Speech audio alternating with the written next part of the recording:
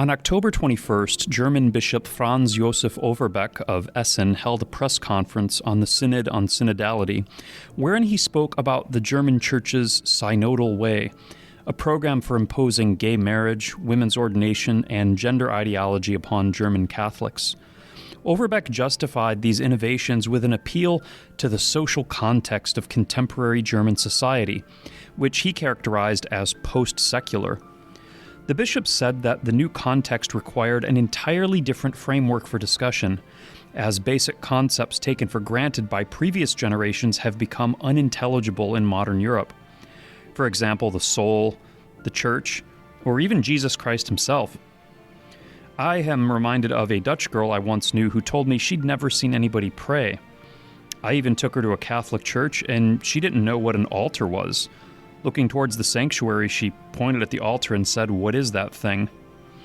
Religion had been so absent from her cultural context that it meant nothing. She was not anti-religious, she was simply nothing. Post-religious, a blank slate, for whom the fundamental concepts and vocabulary of her Christian heritage were simply non-existent. How can the Church evangelize such people?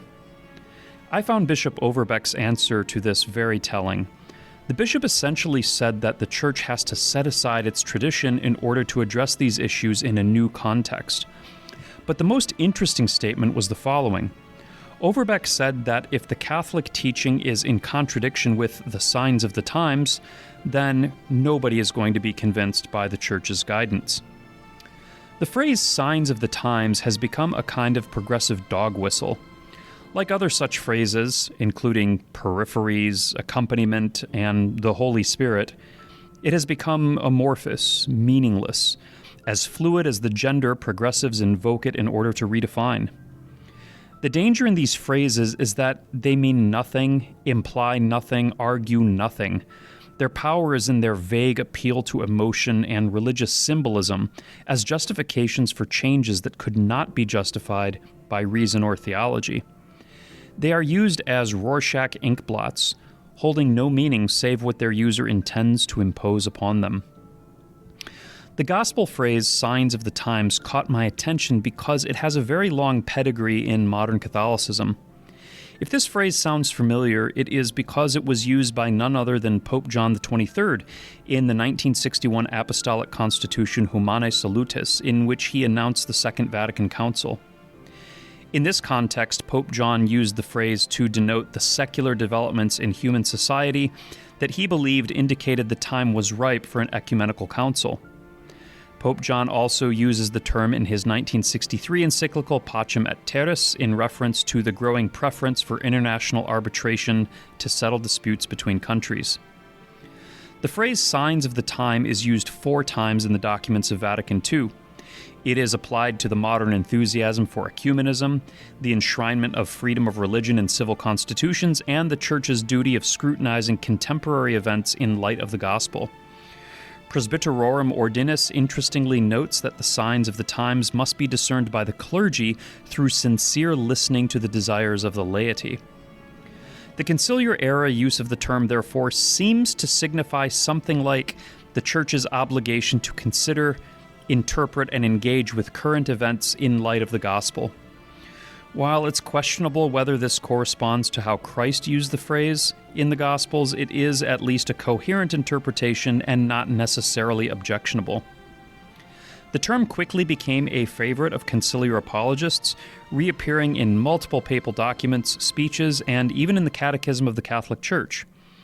Progressive theologians picked up on the nomenclature as well, using it and reusing it whenever the subject of the Church's response to modernity was up for discussion.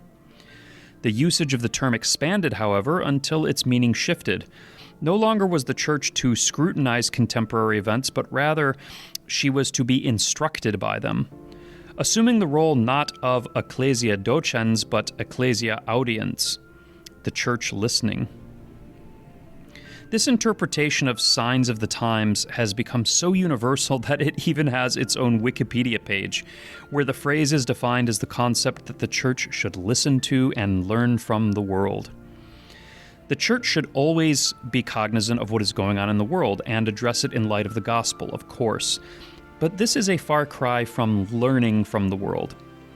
By the time we get to Bishop Overbeck, we see that the Signs of the Times has become more than learning from the world, but changing in light of it.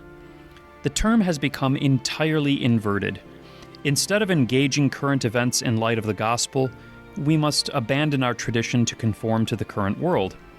If we don't, Overbeck warns, people will not be convinced by the church's teaching. What exactly do the Signs of the Times mandate that we do?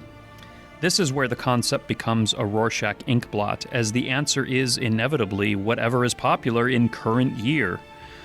According to this view, the unfolding of history itself becomes the will of the Holy Spirit, such that the Church must take its cues not from the divine deposit of faith, handed down in unbroken succession from Christ and the Apostles, but from the arc of human progress, in whichever direction it happens to develop.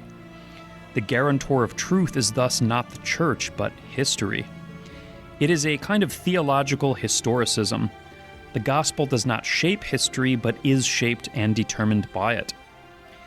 If the Church were to enshrine this concept as some kind of doctrine, it would allow progressives a way to deconstruct the entire dogmatic structure of Catholicism while claiming fidelity to the faith. For if the teaching of the Church mandates that the gospel be reinterpreted in light of contemporary society, then we would in fact be acting faithful to the gospel each time we amended it to conform with the signs of the times. Essentially, we would be adopting an Episcopalian attitude towards the world. This approach has not worked for Episcopalians, however, and it certainly will not work for Catholics, for whom such a concept should be abhorrent. When Christ warned the Pharisees against ignoring the signs of the times, he was speaking of eschatological signs that prefigured the coming of the Messiah. He was certainly not imposing some obligation of perpetual listening upon the Church, much less instructing Christians to conform their beliefs and practices to the world. For, says St. James, whoever would be a friend of this world makes himself an enemy of God. But Bishop Overbeck and his kind do not care what Christ really meant. As I said at the outset, the phrase is a liberal dog whistle, a phrase trotted out to justify capitulation to contemporary culture in a desperate bid to stay relevant. It represents a loss of faith in the power of the gospel to save, preferring instead to pander to our bankrupt culture.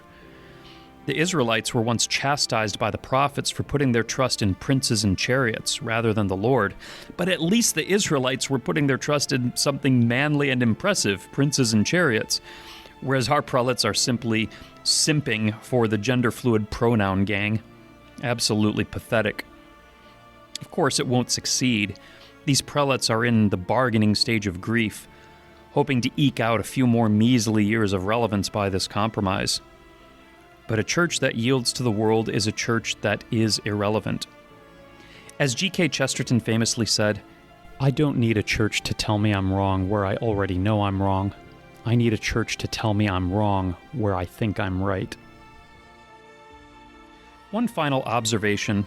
The Vatican II document Presbyterorum Ordinis said that the clergy had an obligation to discern the signs of the times through listening to the aspirations of the laity.